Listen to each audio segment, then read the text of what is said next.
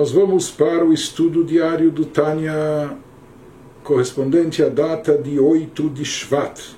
Nós estamos na metade do capítulo 21, quando nós estávamos explicando a diferença da fala da criatura humana em relação à metáfora que a Torá utiliza, a fala do Criador.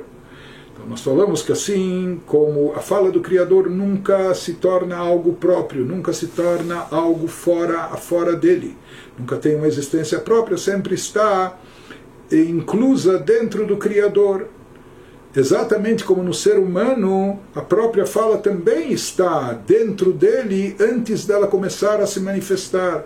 Ou seja, antes de surgir até a sua origem de letras e palavras no pensamento, que vão possibilitar depois as letras e palavras faladas, mas antes disso, quando a ideia se encontra ainda somente na mente da pessoa, ou quando se encontra no seu sentimento, aquilo não tem letras, não tem palavras.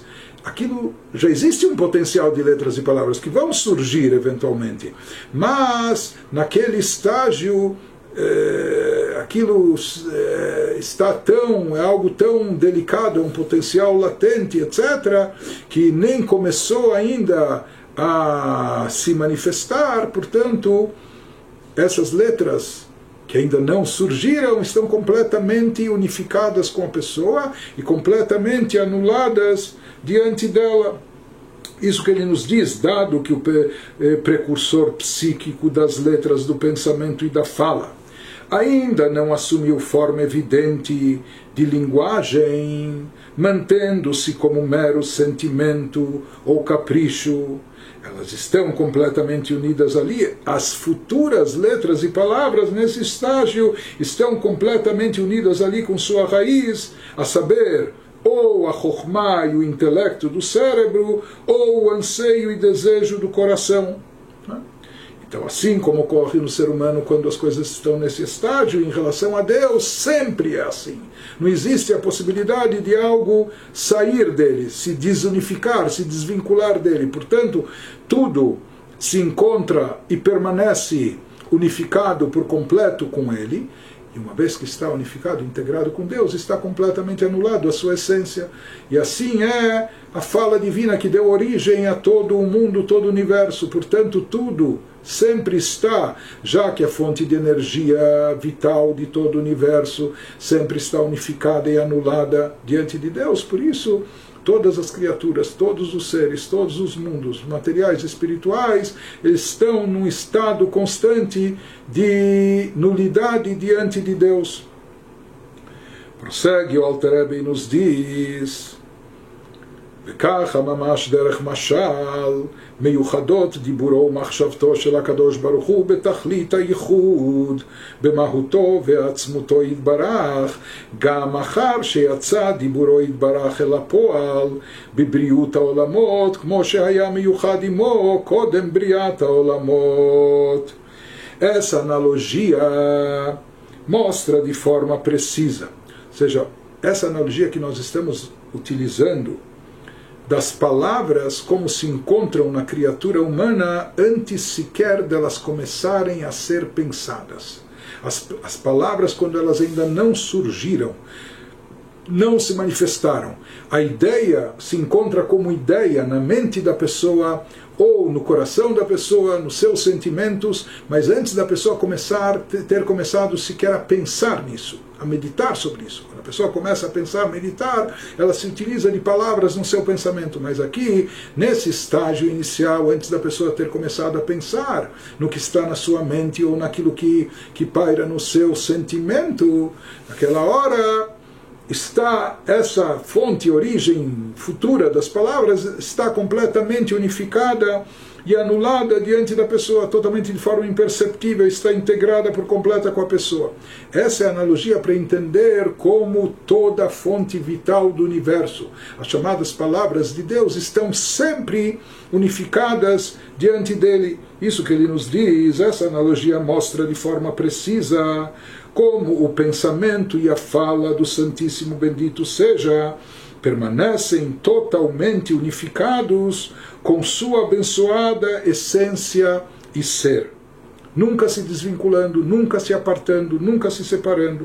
Ou seja, mesmo depois que a sua fala, entre aspas, foi pronunciada, aqui nós falamos no ser humano, a fala quando pronunciada, ela saiu, vai para fora, etc. Mas em relação a Deus não existe isso. Mesmo depois que sua fala sai, efetivamente criando mundos.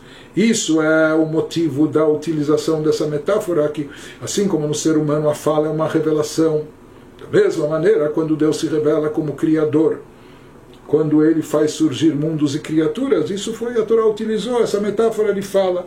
Mas a sua fala, mesmo quando ela sai efetivamente criando mundos, ela conserva o mesmo grau de unicidade com ele, com Deus, que tinha antes que os mundos fossem criados. Para ele, em relação a Deus, não há absolutamente nenhuma mudança. Então, isso que ele nos diz, que em relação a Deus no ser humano, quando a ideia sai, evolui da mente ou do coração para o pensamento e fala, então isso é uma mutação, existe aqui variações, ocorrem coisas, etc. Ou seja, quando a pessoa exerce na prática o poder de pensamento ou o poder da fala, isso causa mudanças, mas em relação a Deus, mesmo quando aquilo que estava oculto é expresso, aquilo que, de forma que a gente possa chamar, comparar com pensamento ou com fala, não é? Se utilizando dessa metáfora em relação a Deus, porém, tudo permanece completamente dentro de Deus, unificado com Ele, portanto anulado dentro dele, como estava antes de surgir, antes de aparecer. Ben shum shinui klal lefanav yitbarach, ela kol abruim hamekablim chayutam, mibchinat diburo yitbarach, bibchinat yetziato, kvar el hapoal, bibriat olamot.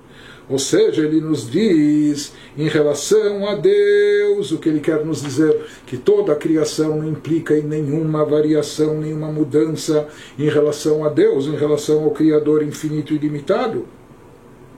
Para ele não há absolutamente nenhuma mudança. Mas espera aí, antes não haviam mundos e agora passou a existir mundos. Mas aqui nós estamos afirmando, explicando, elaborando que em relação a Deus não há nenhuma mudança, mas há mundos, não há mundos. Há uma mudança, ele diz, há uma mudança, mas sabe em relação a quem? Somente na perspectiva das criaturas, que recebem sua força vital da fala de Deus. Em relação a nós, criaturas, realmente ocorreu um processo de exteriorização com a criação dos mundos. Ou seja, assim como a fala é uma revelação daquilo que estava oculto, aqui também algo se revelou e deu origem ao surgimento do universo e todas as criaturas. Então, algo foi exteriorizado, mas algo foi exteriorizado apenas na nossa perspectiva, na visão nossa como criaturas. Então, aqui, para nós, com a criação do mundo, quando a revelação da energia e luz de Deus surgiu por meio de sua fala, se enredou nas criaturas, dando-lhes vidas. Então, para nós, criaturas, na nossa visão, na nossa perspectiva, é claro que há uma mudança, uma variação enorme. Não? Antes não havia mundos, depois os mundos foram criados. Antes eu não existia, agora eu, pelo menos, imagino ou sinto que eu existo, etc., e assim por diante. Então isso que ele está nos explicando, que essa variação causada pela criação do mundo em relação ao nada que havia antes, é apenas em relação à perspectiva das criaturas, apenas em relação a nós. Então, em relação a Deus, de fato não há nenhuma variação, não há nenhuma mudança, mesmo quando a sua fala foi pronunciada, por assim dizer. Fala é revelação, mesmo quando ele revelou todo esse potencial de criativo, dando origem ao Gênesis, à criação. Toda a variação, a mudança é apenas em relação às criaturas. Nós, criaturas, sentimos esse ato divino como uma revelação, não só impactante, a diferença de não existir para existir. Mas já que toda a existência e vitalidade das criaturas é proveniente da chamada fala de Deus, portanto, se essa fala fosse percebida e captada como algo distinto, assim como no ser humano, depois que nós falamos, aquilo sai para fora, não é? Se em relação a Deus também fosse assim, ou seja, algo que depois de pronunciado, falado, se desvincula a Deus, por assim dizer, Deus criou o mundo, Ele deu o pontapé inicial, mas depois o mundo já funciona com uma certa autonomia, ele já é algo à parte, algo distinto de Deus, já um pouco mais independente, depende, mas talvez não a tal ponto, etc. Então ele nos fala, não haveria aqui essa sensação por parte das criaturas. Por que nós criaturas sentimos que às vezes nós somos autônomos, nós somos independentes? Por que algumas criaturas podem ignorar a existência de Deus, ou Deus como Criador, como regente do universo, como provedor de vida delas mesmas? Então ele nos fala que isso que nós nos sentimos um pouco autônomos, independentes, etc. Ele vai nos explicar por que isso acontece, justamente pelo fato de nós sentirmos que essa fala divina entre aspas, que é a fonte de energia vital para todo o universo, todas as criaturas, nós, como por assim dizer, imaginamos, sentimos ou percebemos como se isso fosse algo distinto. Ou seja, isso se expressa em vários aspectos da nossa vida. Uma pessoa diz, tudo bem, ele acredita em Deus, mas ao mesmo tempo, no fundo, no íntimo, ele está achando que tudo depende de si próprio. Não é? Por quê? Porque essa fala de Deus, essa revelação divina, que é a fonte de energia, de existência do mundo e de existência de cada um de nós vamos ver o que acontece. Se ela está sempre vinculada ao Criador, se ela está sempre unificada com o Criador e anulada dentro dele, então, se essa é a fonte da nossa vitalidade e energia, por que nós, criaturas, não sentimos isso também? Por que nós não sentimos e percebemos o quanto nós não só somos dependentes de Deus, não somos autônomos, não somos independentes, portanto não podemos e não devemos ser nem prepotentes, não temos nenhuma autossuficiência. Se essa palavra divina, se a fonte da nossa energia está anulada diante de Deus, então nós também estamos por completo nulificados diante dele. Mas por que nós não sentimos isso? Por que nós não percebemos isso? Por que nós achamos e consideramos as coisas diferentes? Não é? Então isso que ele vai nos explicar agora. Se essa fala divina, se a fonte de energia está sempre unificada com Deus, isso deveria se refletir em todas as criaturas.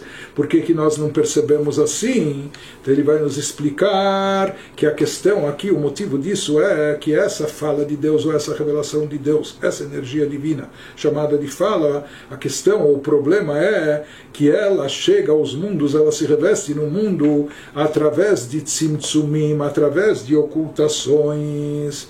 E isso é que dá a nós essa sensação distinta, e nós somos capazes de ignorar a nossa própria fonte e origem.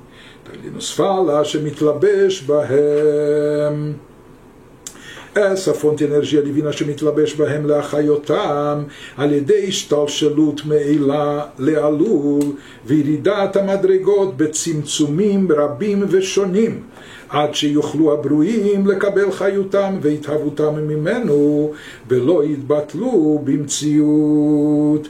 Ele nos diz essa perspectiva das criaturas, que nós achamos que existe o Criador, mas existem também as criaturas como algo à parte, algo distinto, algo separado, um pouco independente, autônomo, etc. Essa perspectiva das criaturas surgiu por meio... Por que ela surge? Porque assim Deus queria que fosse. Mas como isso foi operacionalizado, isso surgiu por meio de uma descida de luz de Deus. Ou seja, que essa luz foi se diminuindo, foi se condensando. Esse é o conceito de Tzimtzum, famoso na Kabbalah luriânica do Arizal. Essa luz divina vai sendo condensada, vai sendo diminuída, vai descendo de degrau em degrau através da cadeia de causa e efeito dos mundos espirituais, como numa corrente onde isso vai descendo elo após elo, com numerosas e diversas diminuições, inúmeros tzimtzumim, plural de tzimtzum, muitas diminuições da luz, até que as criaturas pudessem receber sua força vital e energia criativa da luz diminuída, da luz que sobrou, daquela luz. Deus queria que essa fonte de vitalidade nossa viesse justamente da luz, do foco de luz que sobrou, da luz diminuída, sem que sua identidade e consciência separadas fossem anuladas.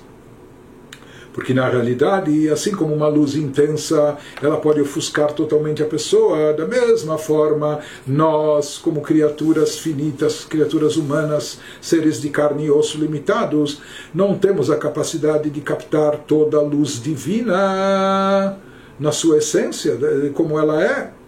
E mais do que isso, Deus queria que houvesse livre-arbítrio. Se essa luz divina estivesse em evidência, nós como criaturas não estaríamos, a gente se anularia completamente. De fato, existem alguns anjos que eles ardem em fogo, ou seja, eles próprios se desintegram, eles captam tanto a luz divina que eles se anulam por completo, se desintegrando. Os serafins, como eles se queimam a si próprios, se anulando diante de Deus.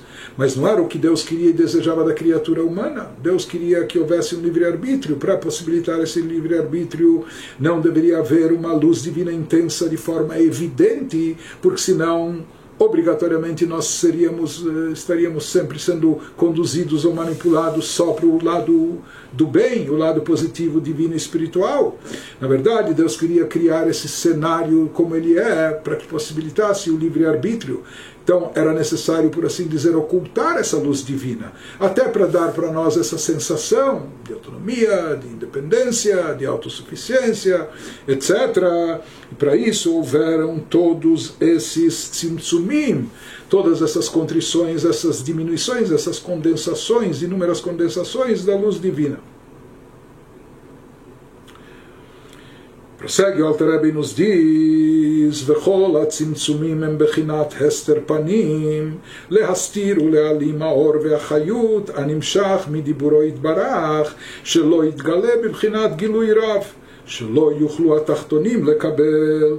E todas essas diminuições da luz divina são o que a Torá descreve como ocultação da face de Deus, assim consta na Torá, Ve'anochi aster astir panai, ou seja, Deus fala que ele irá encobrir o seu semblante, e a Kabbalah explica que isso se refere aos tzimtzumim, às diminuições da luz divina presente no universo, processo de ocultar e encobrir a luz e energia vital que vem da fala de Deus, para que não se revele excessivamente.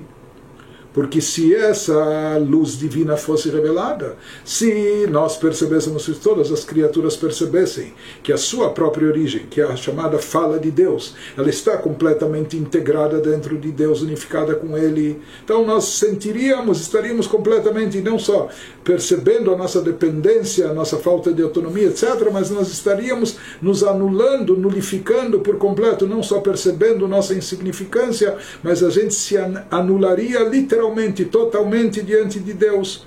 Mas não era esse o objetivo divino, o propósito divino na criação, na missão do ser humano e das outras criaturas.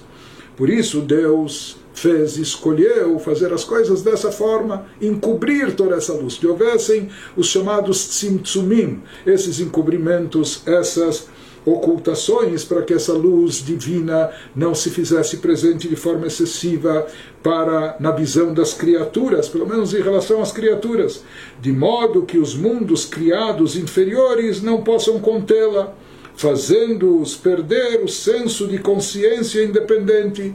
Porque se a gente captasse toda essa luz, a gente perderia a nossa consciência da nossa individualidade, a gente se anularia por completo diante de Deus. Mas Deus queria que nós tivéssemos, pelo menos na nossa percepção, essa consciência. Ele nos diz, já que é assim, esse é o caminho que Deus escolheu, De certa forma, essa é a regra do jogo. ולכן גם כן נדמה להם אור וחיות הדיבור של מקום ברוך הוא, המלובש בהם כאילו דבר מובדל ממהותו ועצמותו יתברך, רק שנמשך ממנו יתברך כמו דיבור האדם מנפשו. Por isso, parece aos seres criados, a nós, que a luz e força vital da fala de Deus, que está enredada neles, parece aos nossos olhos que é algo separado de sua abençoada essência e âmago. Nós até acreditamos, houve um Criador, há um Criador, Deus criou, e Deus ele observa tudo, supervisiona o mundo, mas às vezes a gente imagina que estamos um pouco desvinculados, somos um pouco autônomos, independentes, etc. Nos esquecemos um pouco dele, ou queremos, por assim dizer, agir por conta própria, não é? Então ele nos diz...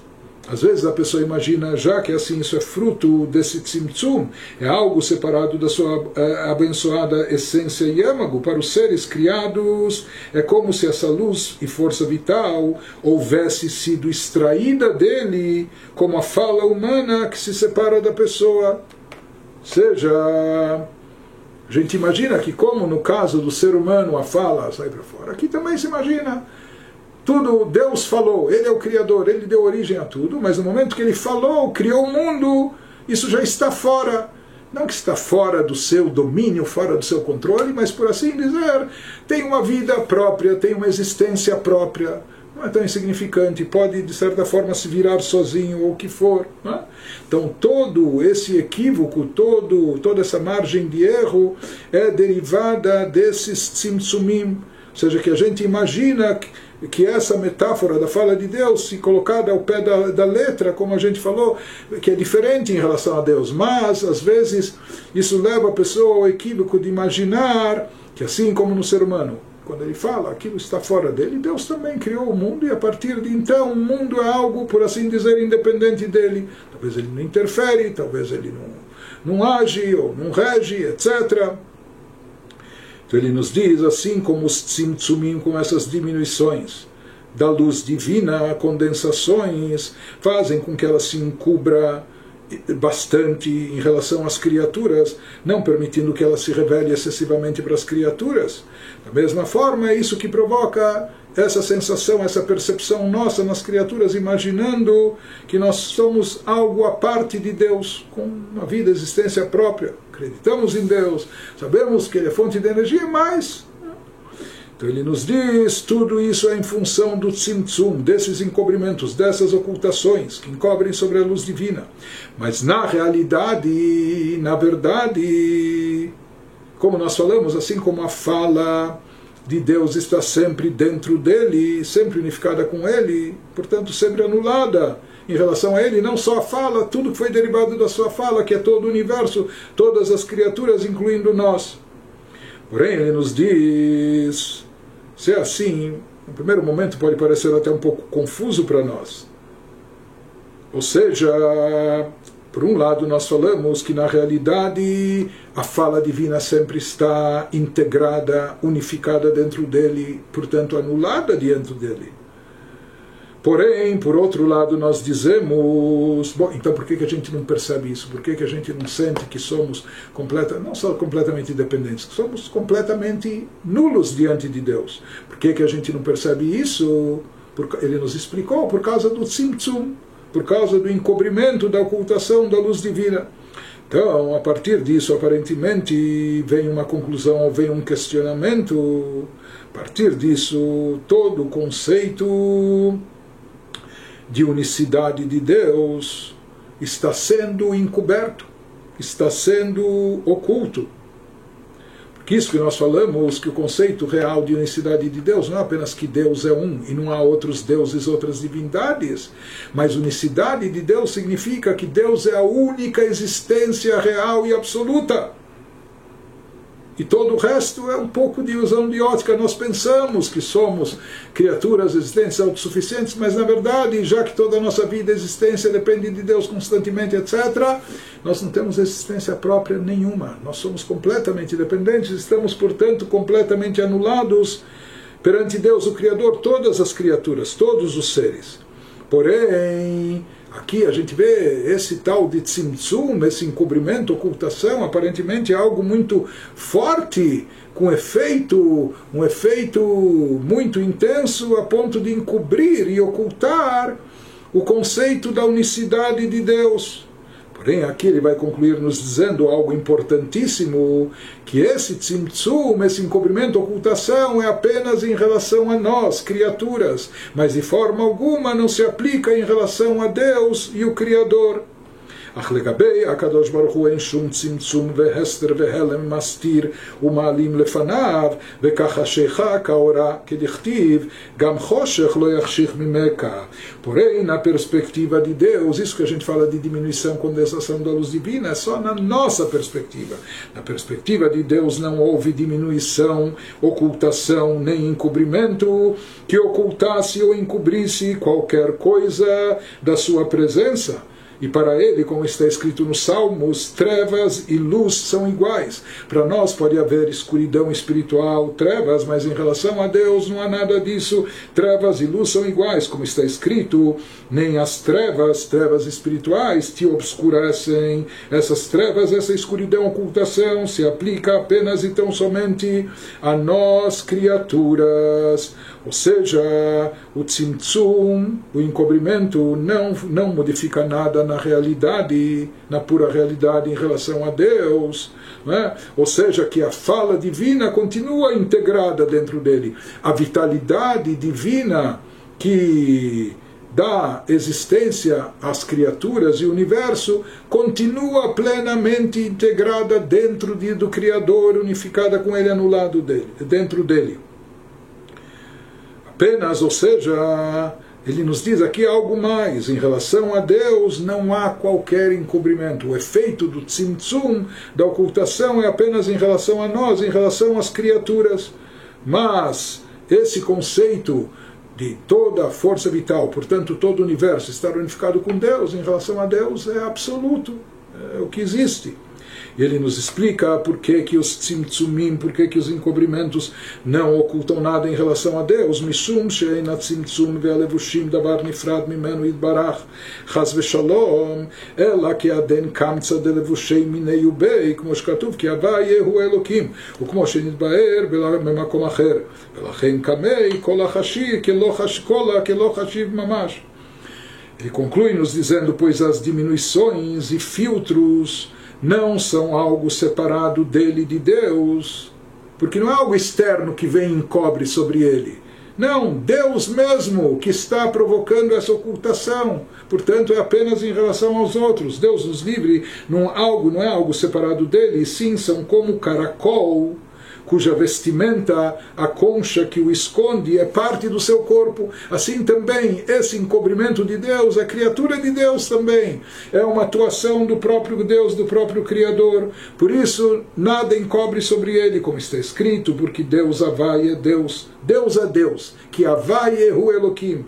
Mas aqui, na terminologia ou na nomenclatura divina cabalística, o nome Havai, que se refere à essência de Deus, se fala que Deus é Eloquim, Eloquim é Deus. Eloquim é o nome de Deus que significa Gvurá, severidade e rigor, que é a origem do tzimtzum, do encobrimento. O nome Eloquim é aquilo que tem o valor numérico de natureza Hateva. E muitas pessoas dizem, isso é obra divina, é a natureza. A natureza, na verdade, é o encobrimento da luz divina. O nome Eloquim é o nome de onde se origina a ocultação, a condensação da luz divina. Mas aqui ele nos diz, o versículo bíblico diz, Havai Hu Eloquim. Eloquim é divindade, portanto não é algo externo que vem e oculta, encobre e tem poder de encobrir sobre aquilo que está sendo encoberto. Não, esse poder é um poder divino de encobrimento, portanto está unificado com Deus. O encobrimento é só para nós, criaturas, a ocultação é só para nós, conforme explicado em outro lugar. Por isso, em sua presença, essa conclusão, diante de Deus, tudo é considerado zero, literalmente. Por quê? Porque todo encobrimento, toda ocultação, isso que nos faz sentir independentes, etc., é apenas em relação a nós. Podemos exemplificar como na Hassidut se explica um mestre que quer transmitir uma ideia profunda para alunos. E ele se utiliza de um exemplo.